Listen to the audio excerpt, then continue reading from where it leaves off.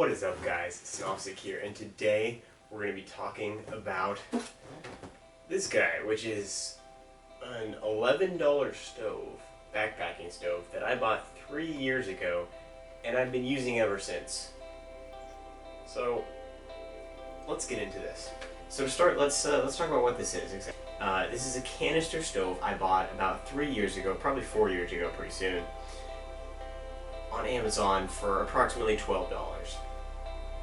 And at that point, I was just getting started backpacking. I was very new to the whole thing. You know, mountaineering, climbing, alpinism, all of that was, that didn't exist in my mind. I'd just been doing a lot of day hiking, and I wanted to get into backpacking. And I knew that for overnight camping stuff, you wanted to have a stove.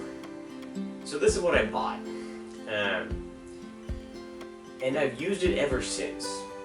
So, what is so special about this $11 stove that has made me continue to use it all these years? Let's talk about a few things. First of all, what exactly is this stove? Well, it's a canister stove. It's a pretty simple, basic design. It's got 4 little legs here that the pot can sit on. It's got the actual burner here where the gas is diffused and comes out. On the side here, it's got a piezo igniter. And so what happens is when you press this button, you'll see a little spark, and that will start the gas burning. So once you have gas flowing through here, you can just use a sparker and it'll start the stove up. You can also, of course, use like a lighter as well if you need. And then, of course, you have a toggle here to adjust how much gas is coming through. And then you just take this whole system and you mount it on top of the gas canister, just like this. Ironically, also, this is the first gas can that I ever bought. Why this stove? So, I mean, originally I just bought it because it was cheap and, one of the first things that came up on Amazon. But, is that a good idea if you're getting into this? My reaction would be mixed because, when we're thinking about this, for $12, I've gotten a lot of value out of this for, 3 years worth of backpacking adventures and a little bit of mountaineering as well with this stove. But then you'll compare this to some, similar design canister stoves from like MSR, or you can, compare it all the way to some of the more high-profile canister stoves like the Jetboil type, or the more integrated systems. And so, when you're looking at those sorts of systems, you easily start to see stoves that are, $50 to $150. And so the question is, how do those stack up against one like this? And to be perfectly honest, I haven't really used those stoves. The only other stove I've mainly used is my liquid fuel MSR Whisperlight International, and that's a totally different category of stove. So I'm not even gonna get into those. But as far as canister stoves go, there are some things that this stove does well, and some things that it doesn't do well. First one, obviously, the first win for this sort of stove is the price, of course. It's very cheap. It's also very easy to buy. You can just go on Amazon now and pick one up. Secondly, the durability, I guess, would be one thing I would talk about, where this one's held up quite well for me using it 3-4 years. But I've also had friends who bought cheap stoves like this off Amazon, and they have not held up well, as you might imagine. And so, some of them will just keep on chugging. It's entirely possible that they might break down or whatever. This is sort of a buy it and forget about it type of product. Whereas if you're buying something from like MSR or like a Jetboil or whatever, then it's likely that as a customer you'll have more access to like repair services, as well as like warranty and things like that. So that's another benefit you get with those. As far as comparing this sort of stove to like an integrated canister system, obviously the integrated systems have a lot of distinct advantages. They tend to be more efficient because they use like windscreens and they have an attachable cup that holds the water in it, and that allows for a much more efficient transfer of heat from the stove straight into like the liquid that you're heating up and the water that you're boiling. So they tend to be more efficient. They're definitely much faster to boil water even when this thing's cooking full speed. I have no doubt a Jetboil could beat it just because of those efficiency gains there.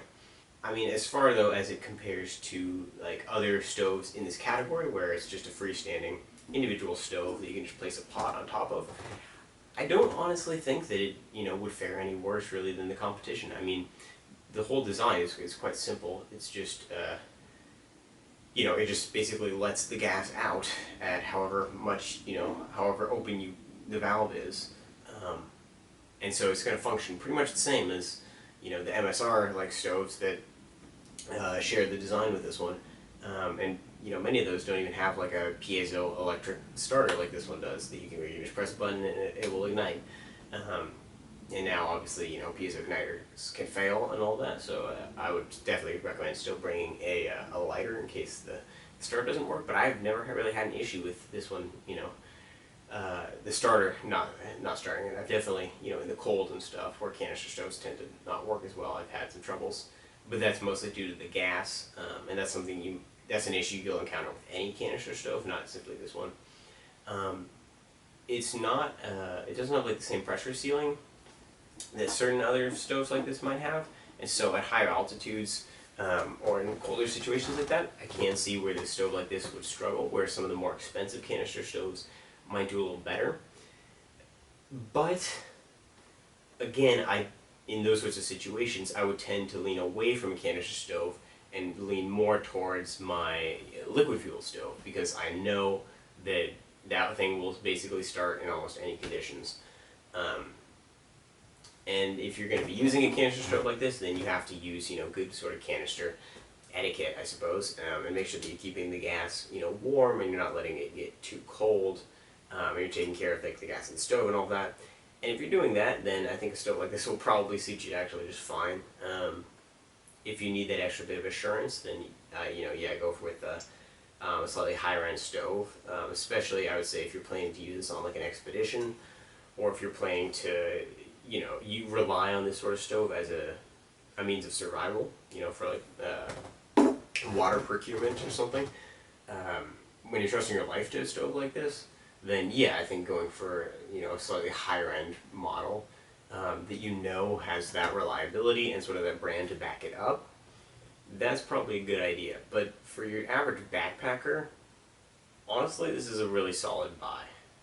I have no real complaints. I mean, I suppose you could look into like the labor and things, because to be honest, it was probably made in like a sweatshop in China or something, and so, that's definitely something you may want to think about when you're purchasing, and be conscientious about where you're spending your money.